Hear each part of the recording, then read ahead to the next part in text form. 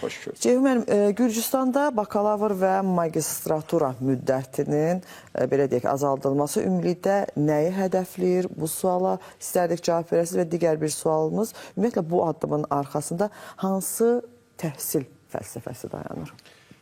Birinci onu qeyd edək ki, ümumiyyətlə bugün dünyada təhsilin müxtəlif səviyyələrinin azaldılması ilə bağlı biz yeni yanaşmaları müşahidə etməkdəyik.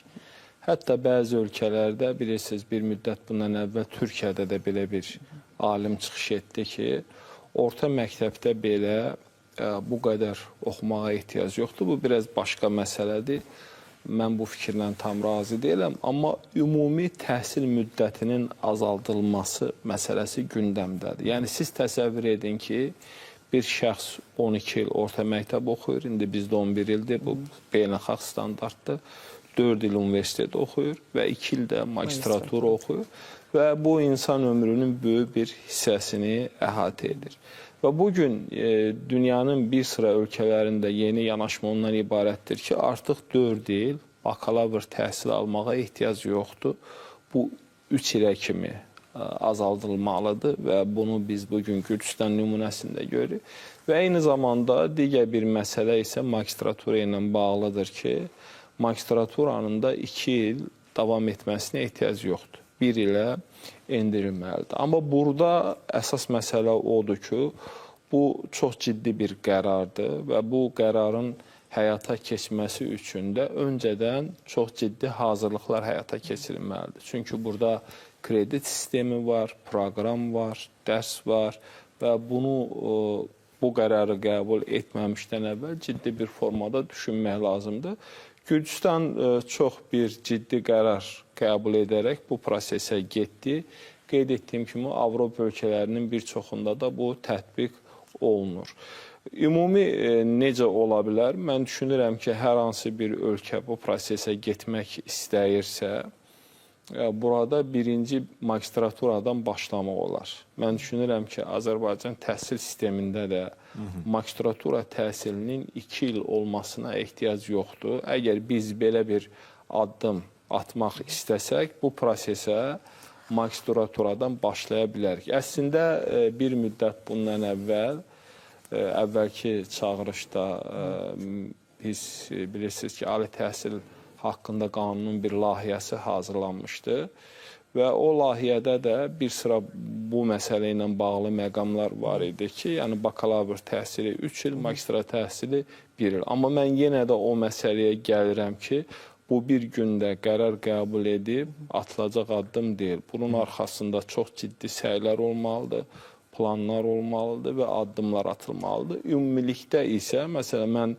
indi Gürcüstanda müzakirələr gedir. Mən düşünürəm ki, böyük ehtimal Gürcüstan buna hazır olub. Amma bu təhsildə yeni bir tamamilə çağırışdır və yeni bir yanaşmadır və onun çox ciddi riskləri də var. Bəli. Ona görə birdən-birə hər iki mərhələdə yox, magistraturadan başlayaraq gələcəkdə bu məsələ nəzərdən keçirilə bilər. Amma ümumi tendensiyaları mən müşahidə etdikdə isə artıq görürəm ki, dünya dövlətləri sürətlə buna gedir. Misal üçün, Qərbin əksər universitetlərində artıq magistratura 1 ildir. Və bir də universitetlərdə kredit sistemi var ki, siz o müəyyən fənləri götürərək universiteti daha tez bir zamanda imkan əldə edə bilərsiniz. Ceyhun, mən burada bir qədər bu vəziyyəti canlandırmağa da çalışdım. Misal üçün, gəlin belə təsəvvür edək ki, hal-hazırda universitetlərdə bir reallıq var. Təhsil 4 illikdir, lakin 4-cü ilində, təhsilin 4-cü ilində, ələl xüsusda 2-ci semestrində demək olar ki, yəni tələbələrin bir çox hissəsi ya bu elmi işlə məşğul olurlar, faktiki olaraq onlar orada tədris almırlar da, belə deyək, sırf həm fənlər üzrə təcrübəyə göndərirlər və s. Yəni ikinci hissə demək olar ki, yoxdur. İndi əgər bu 3 illik sistemə köçürülərsə, o zaman yəqin ki, təhsilin 3-cü ilində 2-ci semestr olmayacaq. Bu da faktiki olaraq daha da azaldır, yəni təhsil müddəti. Magistraturaya gəldikdə isə, yəni magistraturanın 2-ci ili tamamilə demək olar ki, elmi işə həsr olunur. 1-ci ilində hər hansı bir fənlərdən bilik əldə olunur və s. Yəni bu sistemi təkmilləşdirmək bizim savadlılıq dərəcəmizi azaltmayacaq ki? Yox, mən elə düşünmürəm. İndi mən biraz burada məsələ nədir? Baxın, gəlin məsələyə belə yanaşaq. Bir tələbənin 4 il universitetdə oxuması, təbii ki, biz təhsilə önəm verməliyik. Ömrümüzün 4 ili və bu nə qədər effektivdir. Və 4 il ərzində biz nə qədər elm, savad və bilik əldə edə bilirik. Burada çox vacib məqam nədir? Bugün artıq informasiya axını o qədərdir. Elm, bilgi əldə etmə imkanları o qədər genişdir. Yəni bugün həm onlayn, həm kurslar, həm müxtəlif vasitələr. Yəni informasiyanı əldə etmək, biliyi əldə etmək imkanlarımız da bizim çox genişlənib. Və biz bir xeyli bilikləri də orta məktəbdə veririk. Burada proses odur ki, bu 4 il ərzində biz nə qədər biliyi tələbələrə ötürə bilirik və nə qədər bu 4 il səmərəlidir təhsil üçün. O mənada mən düşünürəm ki, yəni burada təbii ki, mən yenə də ona gəlirəm ki, məsələnin bir rəsmi tərəfi var. Məsələnin bir də praktiki tərəfi var. Yəni siz rəsmi qərarı qəbul edə bilərsiniz, amma bunun praktiki tərəfi çox önəmlidir. Bəli, bizim bugün sistemdə və bu bir çox ölkədə var, bu sistem tətbiq olunur. Ümumiyyətlə bu praktika ilə bağlı indi təhsil belədir ki, biz müzakirə edəndə istər-istəməz başqa mövzulara keçir. Mən düşünürəm ki, təhsil yalnız sonuncu ildə yox. Ümumiyyətlə təhsil 3 il müddətində tələbələrin müəyyən bir praktikası olmalıdır. Hansısa bir biz formatı düşünməliyik. Niyə? Bugün gənclərin çoxu deyir, mən universiteti bitirirəm, iş tapıram. Nə üçün? Çünki praktika məsələsi var. Bu biraz fərqli məsələdir və o mənada, yəni hansı fənlər prioritetdir, istiqamətlər hansıdır, hansı yöndə olmalıdır? Mən düşünürəm bunlara baxaraq, təhlillər apararaq, indi mən çox radikal məsələlərə getmək istəmirəm. Baxın, biz ingilis dilini orta məktəbdə də 10 il oxuyuruq. Universitetdə də yenidən bir il, bir semestr, bir dönəm vacibdir. Magistraturanın özündə də o tədris olur. Və bunun effektivliyi və nəticəliyi nə qədərdir? Bu artıq başqa bir məsələ. Ona görə bu mənada, yəni hansı fənlər önəmlidir? Məsəl üçün, indi mən yenə deyirəm, bu biraz erkən məsələdir buna. Məsələn, biz tutaq ki, məcburi fən kimi informasiya texnologiyaların tələbələrə ya birinci semestrdə, ya ikinci semestrdə keçirik. Bugün bu nə qədər effektivdir və buna nə qədər ehtiyac var. Artıq indi uşaqların çoxu informasiya texnologiyalarını bilirlər. Tutaq ki, ingilis dili məcburi bir fən kimi mütləq şəkildə birinci dönəmdə ya ikinci dönəmdə. Burada mülki müdafiə var və s. fənlər var. Yəni, burada bir ciddi təhlil apararaq, mən düşünürəm ki, və kreditləri də nəzərə alaraq, ümumi prosesi təhlil edərək, biz hansı fənlərin üzərində dururuq. Və mən burada düşünürəm ki, bir də bir individual yanaşma olmalıdır. Yəni, misal üçün, mən hansı sahə üzrə mütəxəssis olacam və hansı sahəyə gedəcəmsə, biz bu qərbdə də belədir. Həmin sahə üzrə konkret fənləri keçir və onun üzrə ixtisaslaşıram və o istiqamətdə də gedirəm. Düzdür, biz bunu magistratura səviyyəsində edirik. Amma ümumilikdə isə, yəni həm zamanı, həm dövrü, həm vaxtı nəzərə alaraq bugün ümumi dünyanın gəldiyi qənaət odur ki, 4 il bakalavra vaxt sərf etməyə ehtiyac yoxdur və eyni qaydada magistraturadır. Ona görə də burada... Fənlərin sayının azalılması olur. Yəni, bu yanaşmalar fərqlidir. Müxtəlif yanaşmalar var, baxışlar var, tətbiq var. Amma mən sizə deyim ki, bu kifayət qədər də mürəkkəb bir prosesdir. Yəni, kimsə düşünməsin ki, hələ biz qərar qəbul etdik. Məsələn, mənim hətta Gürcüstanla da bağlı müəyyən tərəddüdlərim və narahatlıqlarım var ki... Düşünürsünüz ki, effektli olmayacaq. Yox, effektlikdən söhbət getmir.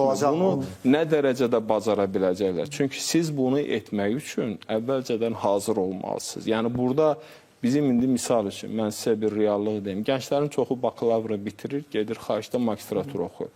Burada kredit məsələsi var. Burada uyğunluq məsələsi var, fənlər məsələsi var və s.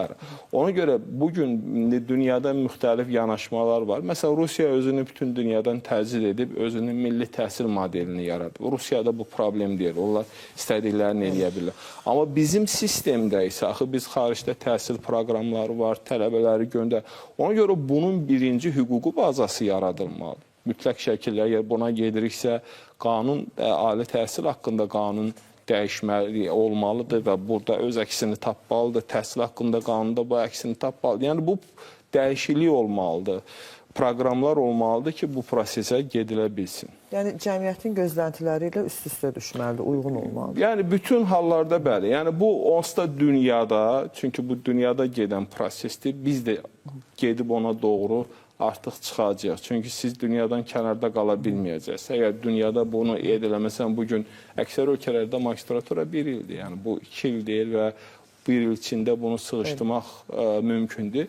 Məsələn, bizdə bu il magistraturaya qəbul çox aşağı düşdü. Nə qədər yerimiz boş qaldı. Bunun səbəblərindən biri magistraturanın 2 il olmazdı. Məsələn, mən düşünürəm ki, biz bunu 1 ilə endirə biləriksə, magistratura ya gənclərin marağı biraz artacaq. Çünki gənc fikirləşir ki, mən 2 il orada oxuyub nə əldə edəcəm və 2 il mənim vaxtım gedəcək. Cəhmən, bəlkə burada bir təqaüdlərin daha yüksək verilməsi, misal üçün magistratura üçün ayrı, bakalavr üçün ayrıca bir motivasiya da ola bilər mi? O bilirsiniz, burada məsələ nədir? Biz onu müzakirə etmişdik. Yəni, bir neçə min yerdən söhbət gedir və xüsusilə də dövlətin demək, maliyyə ayırdığı, yəni dövlət hesabına magistratura təhsildə böyük bir boşluq yarandı. Burada məsələ nədir? Yəni, indiki gənclər bilirsiniz, indi biz getdikcə mən çox o bədbin proqnozlara getmək istəmirəm. Məsələn, çox belə narahat edici tezislər, fikirlər səsləndirilir ki, ali təhsil də önəmli deyil. Çünki dünyada ki, bu proseslər gedir və bəzi böyük şirkətlərin rəhbərlərini nümunə gətirərək müxtəlif fikirləri söylürlər. Burada nədir? Yəni, dünya sistemində magistratura, siz əgər doktorantura elmi dərəcə istiqamətində gedəcəksinizsə, sizə lazımdır. Əgər siz bu istiqamətə getməyəcəksiniz, bizim sistemdə də elədir. Ali məktəbdə dərs demək üçün siz magistraturanı oxumalısınız, misal üçün. Ona görə burada magistratura nə üçün lazımdır və bizim hədəfimiz nədir? Bu bir, gənclərin bir hissəsi elmə getmək istəyir. Biz istəyiriksə magistraturaya gəncləri daha çox təşviq edək, onda işə qəbulda, onda hansısa sahələrdə bir üstünlük olmalı. Prioritet olmalı. Prioritet olmalı. Yəni, mən indiki gənclər, çünki onlar çox belə fərqli yanaşırlar ki... Hər şeydə imtiyaz. Bəli, bu mənə nə verəcək? Mən bunu edirəm. Və bu mənə nə verir? Bu qərbin yanaşmasıdır. Əgər bu mənə üstünlük verirsə, bunu edim. Vermirsə, mən buna getmirəm artıq. Bəli. Bir də Ceyhun müəllim, burada tanınmayan diplomlar da öz aktuallığını qoruyur. Çünki qaynar xəttimizdə də görürsünüz ki, distant təhsillə bağlıdır bunlar. Xüsusilə də bir də görürsünüz ki, daha doğrusu bizim qaynar xəttimizə müraciətlər olunur ki, xaricdə distant təhsili alıb və yaxud da ki, burada indi o diplomlar tanınmır. Bu məsələyə də istərdik ki, bir aydınlıq gətirəsiniz. Baxın, bəli, çox önəmli bir mövzuya toxundunuz siz. Buna mütləq toxunmalıyıq. Baxın, bugün Ukraynada müharibə gedir. Amma bugün Ukraynada 5000 Azərbaycanlı təhsil alır. Və bu necə bunlar təhsil alırlar? Yəni, bugün bizə də tez-tez müraciətlər olur. Mən fürsətdən istifadə edib bizim vətəndaşlara da buradan müraciət edirəm ki, yəni bu məsələlərdə diqqətli olun. Bugün davamlı müxtəlif elanlar verilir, gənclər aldanır və gedirlər, xaricdə oxuyub gəlirlər, sonra diplomlarını tanıtdıra bilmirlər. Yəni, xaricə təhsilə üst tutmamışdan əvvəl bizim agentliyimiz var. O agentliyin diplomların tanınması ilə bağlı şərtləri ilə tanış olsunlar. Çünki orada bir prosedur var. Siz sərhədi keçmisinizmi, keçməmisinizmi və s. Ona görə nə baş verir? Vətəndaş bunu düşünmədən gedir, xaricdə oxuyur, onlayn qaydada, sonra gəlir dövlətdən şikayət edir ki, mənim diplomumu tanımadınız. Bu məsələn bir tərəf. Amma mənim digər bir fikrim isə, mən təhsildə yeni tendensiya nəyi görürəm? Distant təhsilin artıq növbəti illərdə daha üzə çıxması prosesi gedəcək. Və biz indi hazırda bu istiqamətdə yanaşma odur ki, bu qəbul olunmur və bu da bir məsələ olaraq bizim gündəmizdədir. Mən düşünürəm ki, biz distant təhsilin də gələcəyə doğru mexanizmləri və tanınma meyarları barədə ciddi düşünməli. Çünki əslində bunun mənfi tərəfləri ilə yanaşı müsbət tərəfləri də var. Məsafə baxımından, gediş-gəliş baxımından, xərc baxımından.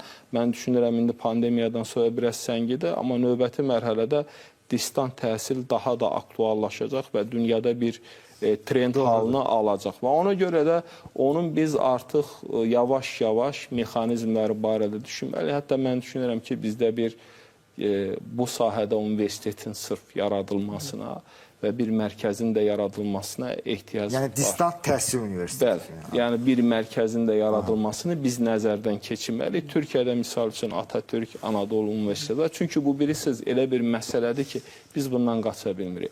Biz burada bunu etmirik.